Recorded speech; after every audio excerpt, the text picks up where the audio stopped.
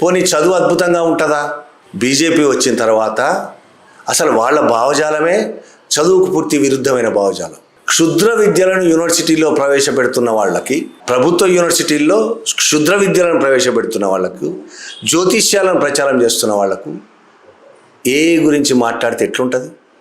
కనీసం వాళ్ళకి అవగాహన ఉంటుందా? ఏఐ గురించి అవసరమే లేదు వాళ్ళకి. ఓసారి మోడీ పెద్ద సభను ఉద్దేశించి మాట్లాడుతూ ఏఐ అంటే అందరికీ ఆర్టిఫిషియల్ ఇంటెలిజెన్స్ కావచ్చు, కానీ మనకు ఏఐ అంటే అమెరికా, ఇండియా. అంత చీప్గా మాట్లాడేవాళ్ళు వీళ్ళు చదువు గురించి ఏం చెప్తారు? మురికి కాలువల్లోంచి గ్యాస్ తీసి టీలు తయారు చేసుకోవచ్చు అని చెప్తాడు మోడీయే. మేఘాలు అడ్డున్న వల్ల రాడార్ పనిచేయదని చెప్తాడు. ఈ 2014 తర్వాత ఈ బీజేపీ ప్రభుత్వాల్లో ఆవు పేడ, ఆవు మూత్రం అది ఫేమస్ అయిపోయింది. దాని ద్వారా క్యాన్సర్ జబ్బును నయం చేసే మందు ఆవు మూత్రం, ఆవు పేడ ద్వారా కనుక్కునే ప్రయత్నం చేస్తున్నాడు. దానికోసం కోట్ల రూపాయలు ఖర్చు పెడతారు, పనికిరాదని తెలిసి. ఇటువంటి వీళ్ళకి ప్రపంచం రోజు రోజుకు టెక్నాలజీలో చాలా ముందుకు పోతుంది. ఏఐ లాంటిది వచ్చి మొత్తం ప్రపంచ రూపాన్ని మార్చిపడేసింది. మీటింగులు మాత్రం పెడతారు ఏఐ సమ్మిట్ అని. ఏ ఉపయోగం? బుర్రలు ఏమో 5,000 ఏళ్ల కింద ఉన్నాయి బుర్రలు. ఇప్పుడు ఏదో సూటు బూట్ వేసుకుని ఏఐ సమ్మిట్ పెడితే ఏం ఉపయోగం?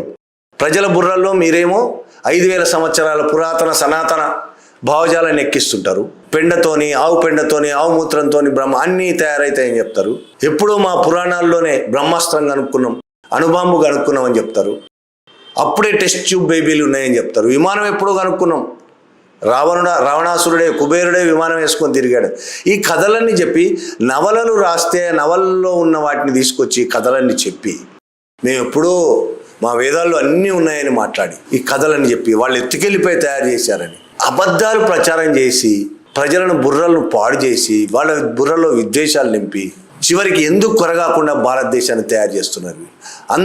అన్ని ప్రజలను అన్ని విద్యా సంస్థలను గల్గోటియాస్ యూనివర్సిటీ లాగా తయారు చేస్తున్నారు. మోసం చేసే విధంగా తయారు చేస్తున్నారు. వాళ్ళు ప్రజలను మోసం చేస్తున్నారు, విద్యా సంస్థలు కూడా ప్రజలను మోసం చేస్తున్నాయి. పేర్లు మార్చి చైనాలో తయారు చేసిన ఒక ట్రీ సమ్ పేరుతో ఉన్న రోబోని తీసుకొచ్చి ఓరియన్ అనే పేరు మార్చినట్టు.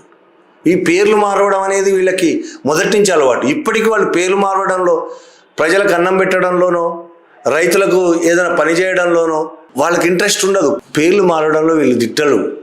అజయ్ సింగ్ బిస్ట్ యోగి ఆదిత్యనాథ్గా మారిపోతాడు. ఊర్ల పేర్లు మారిపోతాయి.